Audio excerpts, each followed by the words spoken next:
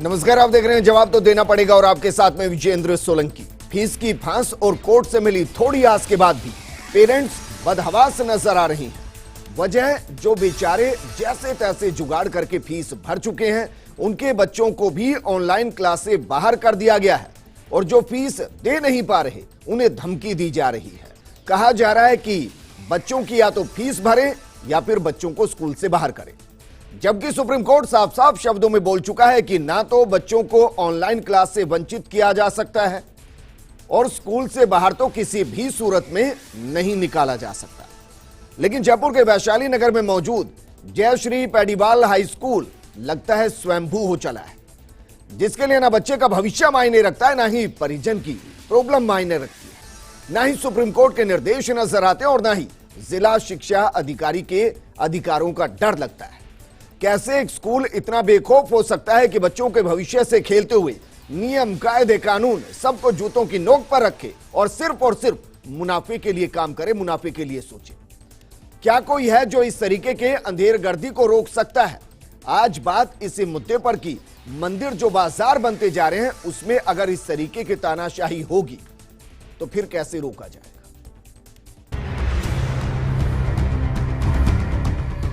हमने स्कूल से बार बार मेल किए हैं, हम स्कूल को हर दिन मेल कर रहे हैं। हम स्कूल से पूछ रहे हैं कि आप कारण तो बताइए, किस कारण से आपने बच्चे को क्लास से बाहर कर दिया, लेकिन स्कूल किसी भी मेल का जवाब नहीं दे रहा है। परसों डीओ साहब ने एक लेटर जारी कर दिया, उसके बाद में भी स्कूल ने किसी भी तरह की कोई पहल नहीं किया और स्कूल ने अभी भी बच्चों को ब्लॉक किया हुआ है। 28 तारीख को मैं कोविड पॉजिटिव हुआ, 29 को मेरा बच्चा और मेरी वाइफ पॉजिटिव हुए। उसको आपको सहायता करने, सहयोग करने के बजाय आपने उसकी क्लास बंद करके उसको मानसिक रूप से जिस तरीके से प्रताड़ित किया है, ये व्यवहार बहुत ही अमानवीयपूर्ण है।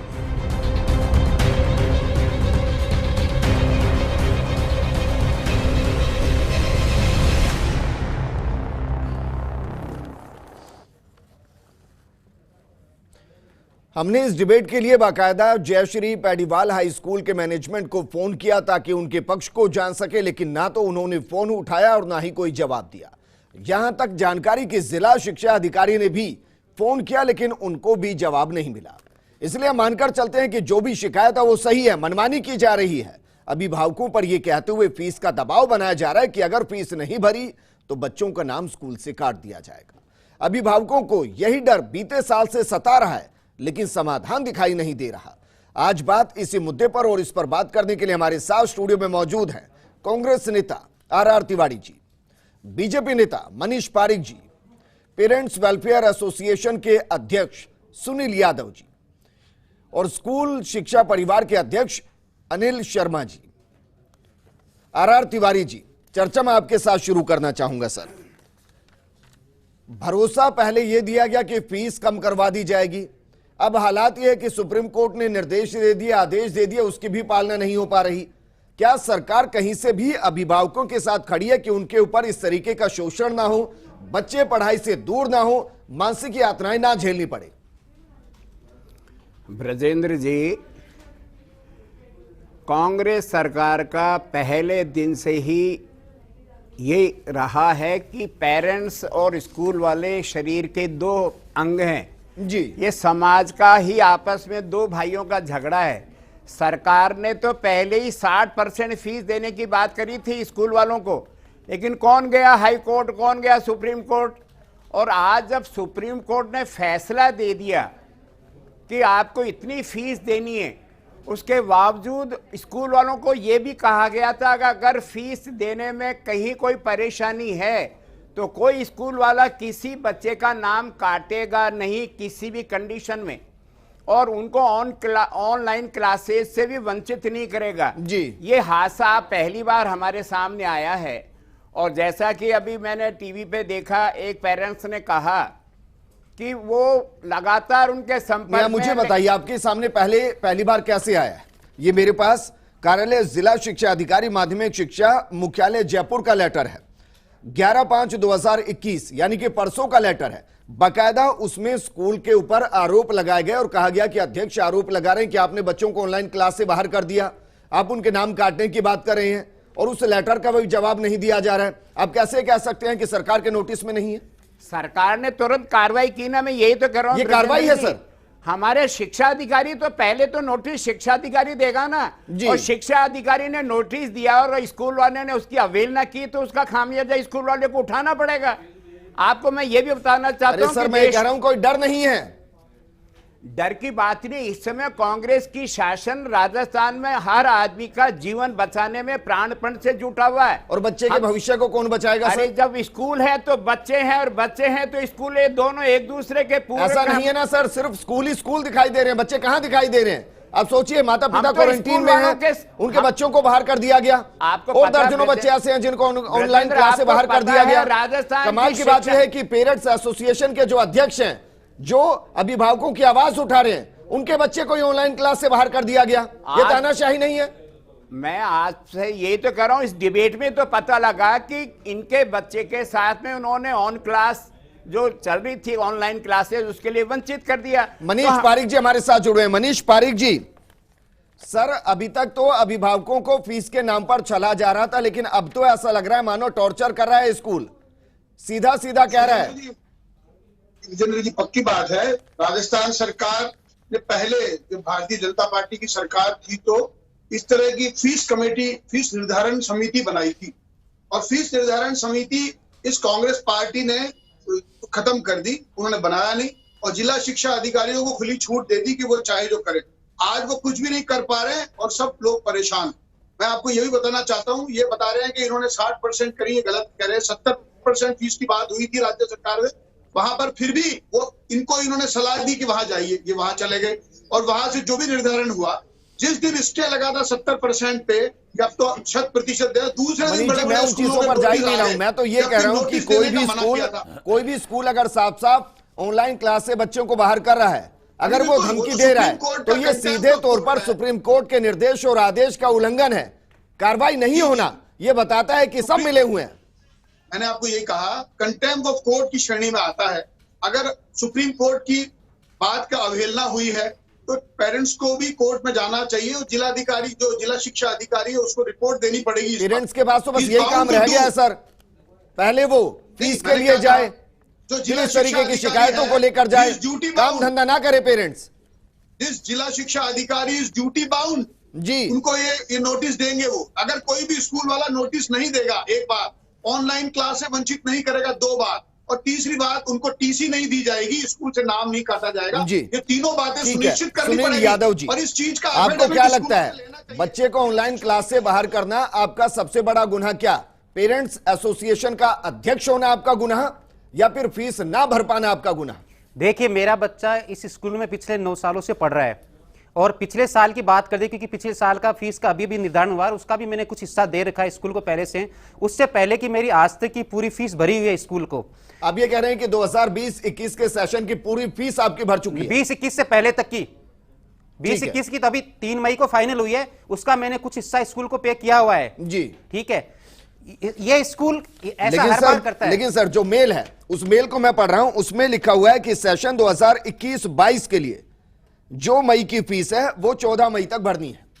ये 20-21 की बात ही नहीं कर रहा है, ये कर रहा है 21-22 की बात। सर आपके पास जो मेल है उसके ऊपर एक लिखा हुआ लास्ट रिमाइंडर, आप देखिए उस मेल पे। जी। हम स्कूल से ये जानना चाह रहे हैं आपके चैनल के माध्यम से, शिक्षा के अधिकारियों के माध्यम से भी, और शिक्षा विभाग का ऐसा कोई अधिकारी, हमने मंत्री जी से लेकर ऐसा कोई अधिकारी नहीं छोड़ा जिसको हमने हर दिन मेल नहीं किया हो, हर दिन हमने ट्वीट नहीं किया हो, हर दिन हमने कॉल नहीं किया हो। पिछले 15 दिन से हम लोग लगातार हर दिन इस काम में लगे हुए हैं। स्कूल का अगर कोई भी एक मेल दिखा दीजिए। इस मेल से पहले ये मेल कल आया, परसों जिला शिक्षा अधिकारी महोदय ने एक लेटर जारी किया। स्कूल जिला शिक्षा अधिकारी महोदय के लेटर की धज्जियां उड़ाते हुए कल की तारीख में अभिभावकों को धमकाते हुए मेल दे रहा। कौन सह दे रहा है? स्कूल को कौन बचा रहा है? कोई ना कोई तो उसके पीछे होगा, वरना जिला शिक्षा अधिकारी के लेटर की धज्जियां कैसे उड़ा सकता है? स्कूल की इतनी हिम्मत कैसे हो सकती है? क्यों नहीं स्कूल पर? आज ये मेरी चिंता नहीं है, अभिभावक की भी नहीं है सर, आपकी भी नहीं है, ये शिक्षा विभाग की खुद की प्रतिष्ठा दांव पे लगी हुई है कि एक स्कूल की मनमानी और एक स्कूल की दादागिरी के सामने शिक्षा विभाग के अधिकारी बिल्कुल मौन है, वो कुछ कर नहीं पा रहे हैं और स्कूल उनको ठेंगा दिखाता जा रहा है। आज बाल आयोग से भी स्कूल को, स्कूल के चेयरमैन को, स्कूल के प्रिंसिपल को, वाइस प्रिंसिपल को 2 घंटे तक लगातार अलग अलग मोबाइल नंबरों से कांटेक्ट करने की कोशिश की गई, स्कूल ने उनका फोन नहीं उठाया। तो आज उनको लगा, आज उनको पहली बार एहसास हुआ, उन्होंने मुझे कॉल किया, बोला कि हम समझ सकते हैं। हमने कहा आप देखो, हम हर दिन मेल कर रहे थे कि स्कूल वाले फोन नहीं उठा रहे हैं, कॉल का जवाब नहीं दे रहे हैं, व्हाट्सएप का, जबकि उसी समय प्रिंसिपल का, कोऑर्डिनेटर का, क्लास टीचर का सेम टाइम पे मोबाइल बिजी चल रहा है। इट मींस उनका मोबाइल काम कर रहा है, उन्होंने जानबूझ के अभिभावकों के नंबर को ब्लॉक किया हुआ है। और इस तरह की जो हमारे साथ ये व्यवहार हो रहा है, इसमें राज्य सरकार, ठीक है, डीओ महोदय ने, डीओ साहब ने लेटर जारी कर दिया, मैं मानता हूं, मेरी समस्या तो आज भी वहां के वहीं है। आजाद भारत में मेरे बच्चे को शिक्षा का अधिकार है। क्लास से वंचित है? मेरा बच्चा आज भी ऑनलाइन क्लासेस से वंचित है। कितने दिन हो गए हैं? 3 मई से बच्चे को ऑनलाइन क्लासेस वंचित कर दिया। मैंने स्कूल को हर दिन मेल किया, मैंने एक ही बात पूछी, प्लीज मुझे कारण बताइए, किस कारण से किया है, क्योंकि मेरे को न कोई नोटिस दिया गया था, मुझे न कोई वार्निंग दी कारण थी। ही तो मेल में है, इसका स्पष्टीकरण मैं सर, ये आपसे चाह कारण रहा हूं, कब आया? कारण ही तो है। ये कारण डीओ साहब का लेटर जारी होने के दूसरे दिन आया, ये 12 तारीख को आया। 9 तारीख आप ये कह रहे हैं कि इससे पहले के लेटर में कोई कारण नहीं बताया कभी गया? कोई कारण नहीं बताया गया। और एक और मैं आपको बता देता हूं, आज तक की 3 तारीख से लेकर इस लेटर दे के आने के दिनों की मेरे बच्चे की पढ़ाई की कौन जिम्मेदारी लेगा? क्या जी। स्कूल मुझे उन दिनों का पैसा माफ करेगा? क्यों नहीं? स्कूल ने मेरे को अगर आप ये कह रहे हैं कि आप फीस अच्छे से जमा कर रहे हैं, फिर तो यही माने कि पेरेंट्स एसोसिएशन के अध्यक्ष होने के नाते आप पर गाजगिरी है। सर, मैं आपको एक और बात बता देता हूं, स्कूल हमें जिस मेल पे हम लोग मेल कर रहे हैं रोज, उसी मेल से हमें दूसरी चीजों के लिए स्कूल से रोज मेल आ रहे हैं, लेकिन हमारे मेल का रिप्लाई नहीं आ रहा। इट मींस स्कूल का वो मेल आईडी भी काम कर रहा है। आपके पास जो मेल है उसी मेल पे हमने मेल भेजे हैं। तो ये जानबूझकर ये क्यों हुआ है, इसका भी मैं एक रीजन बता देता हूं। इस सेशन के स्टार्टिंग में मैंने स्कूल को मेल किए थे, मैंने 5 मेल किए हैं, क्योंकि as per CBSE norms school को 3 बुक्स वेंडर्स के नाम बताने होते हैं पेरेंट्स को। ये स्कूल कभी नहीं बताता है। ये स्कूल जो किताब बाहर दुकान पे 80 रुपए में मिलती है, उस स्कूल को ये 100 या 110 रुपए में बेचता है। हम हर साल सवाल करते हैं कि आपकी बिल्डिंग में आते हैं स्कूल, इतनी बुक इतनी महंगी क्यों हो जाती है? 20 से 30% महंगी क्यों बेचते हो? अगर पेरेंट्स को सही टाइम पे 3 बुक वेंडर्स के नाम बता दें, आप ये कह रहे हैं कि 9 साल से आपका मिलेंगे। बच्चा इसी स्कूल में पढ़ रहा है, हर साल ये दिक्कत आती है, बच्चे को बाहर क्यों नहीं निकालते? हर साल ऑनलाइन क्लासेस नहीं होती थी, फिजिकल क्लासेस चल रही थी। सर, मैं वापस आपको एक बात बताता हूं, मुझे स्कूल के जो टीचर्स हैं, जो मेहनत कर रहे हैं, जो एकेडमिक्स है, उससे मेरे को कोई शिकायत नहीं है। हमने कभी भी इस स्कूल के खिलाफ कभी भी कोई भी एकेडमिक्स को लेकर, और मैं एक और बता दूं, मैंने कल रात को स्कूल के प्रिंसिपल को मेल किया है, जिसमें जिला शिक्षा अधिकारी, डीओ, सेक्रेटरी मैडम, सबको मैंने सीसी में लिया है कि मेरा बच्चा पिछले 9 साल से, क्या आज तक कभी भी उस बच्चे की, कभी भी किसी भी टीचर ने एक भी शिकायत हमें नहीं भेजी है? तो उस बच्चे को आपने बेवजह, देखिए, स्कूल, पेरेंट्स और स्टूडेंट 3 अलग अलग चीज हैं। आप उस बच्चे को, स्टूडेंट को बीच में क्यों लेके आए? उसमें सुप्रीम कोर्ट ने भी कहा है, पिछले साल राजस्थान हाईकोर्ट ने कहा था, अनिल राजस्थान शर्मा जी सरकार ने हमारे कहा था। साथ जुड़े हुए हैं, स्कूल शिक्षा परिवार के अध्यक्ष हैं अनिल शर्मा जी। पहले तो मैं बहुत क्लियर ये कर दूं कि हर स्कूल पर सवाल नहीं उठाया जा रहा है। ये जो सवाल उठाया जा रहा है सिर्फ जयश्री पेडीवाल स्कूल पर आरोप जो लगे हैं, और जो जिला शिक्षा अधिकारी ने लेटर दिखा, और लेटर लिखने के बावजूद रिमाइंडर में साफ साफ लिख दिया गया कि आप अपने बच्चों को कंटिन्यू नहीं करना चाहते हैं, इसका मतलब यही निकाले, और ऑनलाइन क्लास से उसको वंचित किया गया। इन स्कूलों के खिलाफ क्या कार्रवाई होनी चाहिए? देखिए, सबसे पहले तो मैं आपको धन्यवाद दूंगा कि आपने अच्छी बात कही, सबको नहीं लिया जा रहा है। डेफिनेटली बैठा बैठा यही सोच रहा था कि किसी एक गंदी मछली की वजह से सबको तो बुरा नहीं कहा जा सकता। पर फिर मैं एक चीज और कहना चाहूंगा, जो मैं पूरे प्रकरण को यही सुन रहा हूं, 3 मई से इनके बच्चे को बाहर किया गया, और लेटर में लिखा गया कि 21-22 की फीस है। सुप्रीम कोर्ट ने 21-22 की फीस के बारे में कुछ नहीं कहा है, ये स्पष्ट कर दूं। नंबर 1, उसको आपको जमा करानी पड़ेगी, स्कूल का जो भी नॉर्म्स है उसके अनुसार करानी पड़ेगी। पर मैं दूसरी चीज की तरफ कहना चाह रहा हूं, जब कभी आपदा और विपदा आती है तो 2 तरह के लोग हमेशा सामने आते हैं। एक वो लोग जो सहायता के लिए निकलते हैं, और एक ऐसे लोग जो उसको भी धंधा बनाते हैं। ये कुछ स्कूल जो शिक्षा का मंदिर है उसको बाजार बना रहे हैं, मैं इसके खिलाफ हूं। दूसरी चीज, अच्छा मैं दो दृश्य देख रहा था अभी। हो सकता है यादव जी की मैं नेतागिरी करते हैं तो इनके साथ मैं नहीं दूंगा, इनको टाइम पे जमा करानी चाहिए। लेकिन जूझ से 2 शख्स मैं टीवी पे आपके देख रहा था जिनको कोरोना था, कम से कम स्कूल प्रबंधन अगर मेरी आवाज सुन रहे हैं तो ऐसे मामलों में आपको सहानुभूति बरतनी चाहिए। ये बाजार नहीं है, और बाजार हो तो भी कम से कम रियायत की दरकार की जा सकती, इंसानियत का चेहरा हमें बनना चाहिए। नहीं, लेकिन इसको क्या कहेंगे सर? 11 तारीख को जिला शिक्षा अधिकारी मैसेज देते हैं, बाकायदा मेल करते हैं, और उसमें लिखा क्या है ये मैं पढ़ के बता रहा हूं। उसमें लिखा हुआ है, बाकायदा कुछ छात्रों के अभिभावकों के द्वारा यह शिकायत मिली है कि विद्यालय द्वारा कुछ छात्र छात्राओं को विद्यालय का नियमानुसार निर्धारित फीस जमा कराने के उपरांत, मैं फिर पढ़ रहा हूं सर, निर्धारित फीस जमा कराने के उपरांत भी ऑनलाइन क्लास से वंचित किया जा रहा है, जबकि सर्वोच्च न्यायालय का साफ साफ निर्देश है सर, 2 चीज आप समझिए, उसको बाहर नहीं कर सकते। मैं कहना चाह रहा हूं, ये मैं ये कह रहा हूं कि 11 तारीख को जिला शिक्षा अधिकारी लिख रहा है और 12 तारीख को फिर वही रिमाइंडर डाल दिया जाता है। सर, मैं यही तो कहना चाह रहा हूं आपको कि 11 तारीख को जिला शिक्षा अधिकारी कह रहे हैं कि नियमानुसार फीस जमा कराने के बाद भी नहीं रेगुलर है, और स्कूल कह रही है फीस जमा ही नहीं हुई है। तो ये जांच का विषय है, दोनों में से कोई एक पक्ष झूठ बोल रहा है, तो डीओ को करना ही चाहिए। हमने तो कोशिश की सर, हमने तो कोशिश की कि दोनों में से कोई तो झूठ बोल रहा है। मैनेजमेंट से कोई यहां पर आए, चीजों को रखे, बात करने कोई तैयार नहीं। इसमें कोई शक नहीं है, उनको आना चाहिए था। उनको कम से कम कोविड जिनकी बीमारी है उनके बच्चों के साथ, ऐसे पेरेंट्स जो नियमित रूप से फीस जमा कराते हैं, इस कोविड के दौरान नहीं जमा करा, उनके साथ सहानुभूति बरतनी चाहिए। पर फिर भी इन दोनों लेटर्स में कंट्रोडिक्टरी है। डीओ साहब को इन्होंने, हमारे आमतौर पे क्या होता है सर कि जो पेरेंट्स फीस जमा नहीं कराता वो जाके ये कहता है मैंने तो जमा करा दी, फिर भी मेरे बच्चों को अलाउ की नहीं कर रहे हैं। ऐसा पॉसिबल ही नहीं है। अगर कोई जमा करा रहा है तो आपको लगता है क्या कोई करेगा? बाकी बच्चों को क्यों नहीं किया, इन 10 बच्चों को क्यों किया? मुझे ये बताइए सर, आप मुझे बताइए, एक मोबाइल पर बच्चे को कनेक्ट करने में जोर आता है? सर दो चीज है, समझिए, हमारे पास ऐसे भी मोबाइल पर नहीं सर, मुझे एक बात बताइए सर, रुके, मुझे एक बात बताइए, क्या जो बच्चों का नुकसान इस वक्त ऑनलाइन क्लासेस नहीं लेने से हो रहा है, क्या उसकी फीस नहीं लेगी? सर मैं क्या स्कूल उस वक्त की फीस नहीं लेगी? क्या इनको 10 दिन का कंसेशन दे दिया जाएगा? इनको नहीं दिया जाएगा, पर मैं सिंपल से एक सवाल करूं, सारे बच्चों को एक मोबाइल पे तो लिंक दिया जा रहा है और सारे बच्चे इनकी तरफ फीस जमा नहीं कराएं तो वो टीचर पढ़ा लेगा, वो बिजली का बिल जमा हो जाएगा, वो जो किस्त जारी है वो चले जाएगी, वो बिल्डिंग का लोन जा रहा चला जाएगा। ये व्यवहारिक मुद्दा है, हम दोनों पक्षों को समझना पड़ेगा। सरकार दबाव डालती है, सरकार ने सोचा क्या, मैं बताना चाह रहा हूं, चलो ये तो बड़े स्कूल है, इनमें तो कुछ 80% 70% फीस आ गई।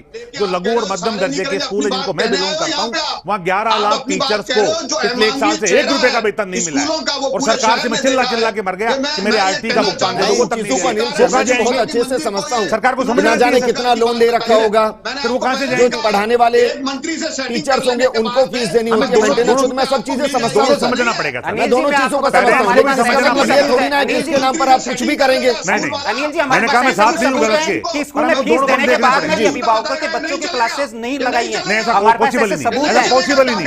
मैं आपको सबूत दे सकता हूं। बिल्कुल इसी चैनल के माध्यम से मैं कहना चाह रहा हूं कि कुछ पेरेंट्स ने इस सेशन की फीस जमा करा दी थी, उसके बाद में भी उनके बच्चों को 6 दिन तक ऑनलाइन क्लासेस से बाहर किया हुआ है। ये व्यवहार रुकिए जरा, मनीष जी दूर बैठे हैं, बहुत कुछ कह रहे हैं शायद। मनीष जी आप कह लीजिए क्या कह रहे हैं। ये गलत बात है। जनता का भी सोचिए, ऊपर मुंह दिखाना आपको।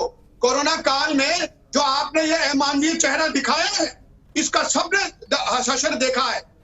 आप बार बार एकेडमिक्स की बात कर रहे हैं। अच्छा मनीष जी एक बात बताइए, आपका गुस्सा मैं चाहता हूं ठंडा ना हो, मैं चाहता हूं कि ये गुस्सा ठंडा ना हो। ये बताइए मुझे, स्कूल के खिलाफ बीजेपी का क्या रुख रहेगा? मैंने कहीं ऐसा तो नहीं कि डिबेट तक ही बस ये गुस्सा रहेगा? बीजेपी का रुख वही है जो मैं कह रहा हूं।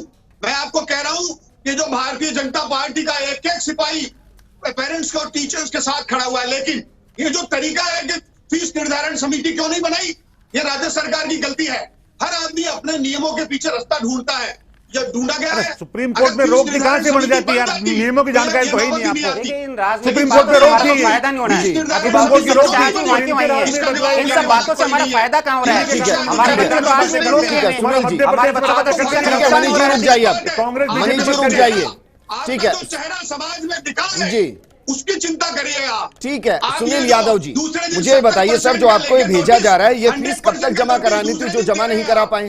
देखिए सर, हर साल क्या होता है, जब भी एकेडमिक सेशन स्टार्ट होता है तो स्टार्टिंग के 10 दिन के अंदर फीस जमा करानी होती है उस एकेडमिक सेशन की। जी, पिछले साल की फीस का निर्धारण अभी भी माननीय सुप्रीम कोर्ट ने 3 मई को किया है। पिछली हमारी जो फीस जमा थी, स्कूल हमेशा हर बार क्या रिमाइंडर भेजा करता कि आप फीस जमा कराइए, आप फीस जमा कराइए, और स्कूल के पेरेंट्स के टीचर्स के कॉल भी आते थे। इस बार ना ऐसा कोई कॉल आया ना कुछ आया।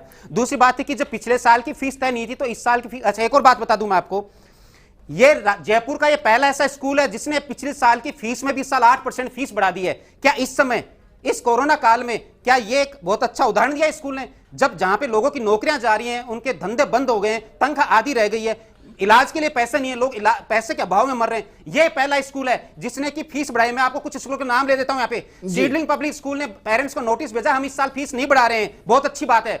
विद्याश्रम स्कूल ने भेजा, बहुत अच्छी बात है। अनिल जी बैठे हैं, कुछ निजी स्कूलों ने भेजा, बहुत अच्छी बात है। कुछ स्कूलों ने सुप्रीम कोर्ट के आदेश आने के बाद में बच्चों को जिनको ब्लॉक भी किया था किसी भी कारण से, उसी दिन हटा दिया। ये स्कूल न सुप्रीम कोर्ट की बातें मान रहे हैं, न राजस्थान हाईकोर्ट की बातें मान रहे हैं, न राजस्थान सरकार की बातें मान रहा है। क्या डीओ साहब के लेटर की धज्जियां उड़ा दी गई हैं? हमको फीस में वापस एक बात कर रहा हूं सर, आपके पास एक लेटर है जिसमें स्कूल ने लिखा हुआ लास्ट रिमाइंडर। मैं आपके चैनल के माध्यम से स्कूल से के प्रतिनिधियों से पूछना चाहता हूं, आप कोई भी ऐसा एक मेल या एक लेटर दिखा दो जिसमें लिखा है फर्स्ट रिमाइंडर, सेकंड रिमाइंडर, कुछ तो बताइए आप। मेरे बच्चे को बिना किसी वार्निंग, और मेरे नहीं, मेरे जैसे बहुत से अभिभावकों के बच्चों को बिना किसी वार्निंग आप एक बार फोन ही करा देते कि सर आप फीस जमा करा दो कल से, नहीं तो आपके बच्चे को रोक दिया जाएगा। आपने क्यों नहीं फोन कराया? हर बार आप 80-80 रुपए के लिए आप बच्चों के कोई प्रोग्राम मैं होता आपको है, ये कह रहा हूं उसकी फोटो सर, भेजते हो, उसके सुनिए लिए जरा, फोन करते मैं हो, आपको मैसेज ये करते हो, कह रहा व्हाट्सएप करते हो। हूं, आप ये कह रहे हैं 3 मई से बच्चे की क्लासेस रोक दी गई। हाँ, उसके बिल्कुल। बाद ये पहला मेल तो होगा नहीं, इससे पहले भी मेल आए होंगे। नहीं सर, आप कह रहे हैं कोई मेल ही नहीं आया। मेरे पास स्कूल की तरफ से कोई एक, मैं 4 मई से हर दिन स्कूल को मेल कर रहा हूं, जिस मेल के सीसी में मैं शिक्षा विभाग के डायरेक्टर साहब को, डीओ साहब को, सेक्रेटरी मैडम को, आप ये कह रहे हैं कि स्कूल की तरफ से पहला ही मेल आया और ये लास्ट रिमाइंडर है। ये पहला है, ये भी लास्ट रिमाइंडर है। जवाब अनिल जी, आप एक बार सुनिए, मैं वापस अनिल जी जो मैं कहना चाह रहा हूं, स्कूल ने एक बार भी बच्चे को ऑनलाइन क्लास से रोकने से पहले क्यों नहीं बोला, जो आज लास्ट रिमाइंडर ऐसा कि आप बच्चे की फीस जमा करा दीजिए वरना आपका बच्चा क्लासेस से वंचित कर दिया जाएगा, और उसके बाद चलो नहीं भेजा, मैं मानता हूं नहीं भेजा, बहुत से बच्चे होते हैं। उसके आर तिवारी जी, आर तिवारी जी, मैं कि सिर्फ आपसे ये जानना चाह रहा हूं कि स्कूल के खिलाफ कार्रवाई क्या होगी और कब तक होगी।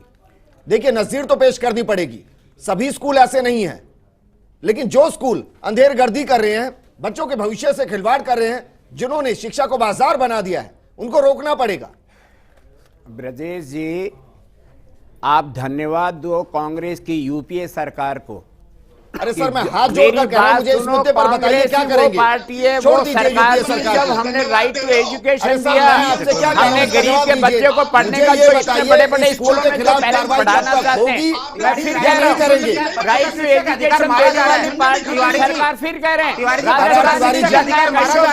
तिवारी जी, ऐसी सर, मैं इस डिबेट के बाद आपके साथ बैठ जाऊंगा। एक दादाजी के तौर पर पोते को कहानियां सुना दीजिएगा, लेकिन अभी मुझे बताइए इस मुद्दे पर कार्रवाई क्या करेंगे। कि डीओ का लेटर की अवमानना की है, अगर उन्होंने की है तो उस स्कूल को इसका खामियाजा उठाना पड़ेगा। मैं ये वादा करके जा रहा हूँ, और इनके बच्चे को ऑनलाइन क्लास ज्वाइन करानी पड़ेगी। ठीक है, सरकार से ऊपर या कानून से ऊपर कोई व्यक्ति नहीं है, चाहे वो देश का प्रधानमंत्री हो, राष्ट्रपति हो, सर्वोच्च न्यायालय के कानून को मानना पड़ेगा। ठीक है, अनिल शर्मा जी, फाइनल कमेंट मैं आपसे चाहूंगा, और मैं आपसे जानना चाहता हूं कि स्कूलों को लेकर भी तो एसोसिएशन होती है सर, ऐसा थोड़ी ना है कि सारे स्कूल अपने आप में अलग अलग है, कोई तो है जो उनको बांध के रखा हुआ है। वो कार्रवाई कब करेंगे? मैं बता दूं आपको, वो भी कार्रवाई करेंगे, पर एक बहुत शानदार चीज मैं आपके सामने रख दूं, अगर आर तिवारी जी चाहें ना तो इसका बहुत आसान समाधान है, और बीजेपी चाहती तो भी। ये बोल तो रहे हैं, ये इनके उपमहापौर जो थे किसी काम के नहीं है ये लोग। इनके राज में भी चिल्ला चिल्ला के मैं ये खुद कहता था कि अच्छे और बुरे स्कूलों को छांट लीजिए, और बाकायदा कांग्रेस के तो घोषणा पत्र में डाली हुई ये चीज। अनिल कुमार जी बताओ, उनके घोषणा पत्र में डलने के बावजूद आज 2.5 साल हो गए, मैं चिल्ला चिल्ला के चुप हो गया। इन पे एक्शन होना चाहिए, एक्शन होना चाहिए। इस स्कूल के सर में 2 चीजें, इनके एनओसी रद्द कर दो, 1 मिनट में घुटनों के बल स्कूल आ जाएगा। राजस्थान सरकार को राइट है एनओसी रद्द करने का, जब तक 2-4 को टांकोगे नहीं ऐसे गलत करने वालों को, हमें भी शर्मिंदा होना पड़ता है। कोविड वालों के साथ में जो हुआ है, राज्य में हमें शर्मिंदा होना पड़ता है। राज्य में जिस पार्टी की सरकार है, लेकिन सरकार पहले क्लासिफिकेशन तो कर दे। देखिए विजेंद्र जी, अच्छे बुरे तो कर दे। जिस पार्टी की सरकार है उसके जो राज्य अध्यक्ष हैं वो शिक्षा मंत्री हैं, उनके होने के बाद में क्या डीओ के लेटर की धज्जियां उड़ाई जा रही हैं। और हमने कल की डेट में शिक्षा विभाग के सारे अधिकारियों को बता दिया है कि डीओ साहब के लेटर की बाद में हमको धमकियां दी जा रही है। होगी, हम देखेंगे कार्रवाई कब होगी। 100% इस स्कूल के खिलाफ कार्रवाई होगी, और ऐसे शुक्रिया यादव जी, आपका भी शुक्रिया। अनिल यादव जी, अनिल जी आपका भी शुक्रिया, और मनीष पारिक जी आपका भी शुक्रिया। कार्रवाई होनी चाहिए। शिक्षा ना कभी बाजार थी, ना कभी बाजार हो सकती है। बच्चों के भविष्य से खिलवाड़ नहीं हो सकता है।